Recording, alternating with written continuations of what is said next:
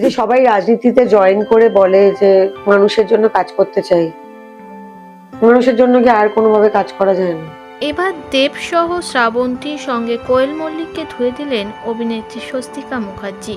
এবার একটি পডকাস্টে তাকে কথা বলতে দেখা গিয়েছে রাজনীতি নিয়ে। কিছুদিন ধরেই প্রচারে বেরিয়েছে মানুষের ভালো করার জন্য নাকি কোয়েল মল্লিক ও শ্রাবন্তী চ্যাটার্জি।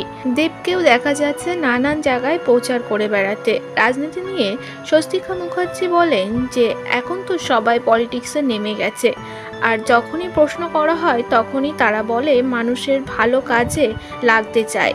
কেন ভালো কাজে কি আর কোনোভাবে লাগা যায় না? মানুষের ভালো কি রাজনীতি ছাড়া করা যায় না? আসলে এসব ফেক টার্ম, শুধু সুযোগ খোঁজে পয়সা রোজগার করার জন্য।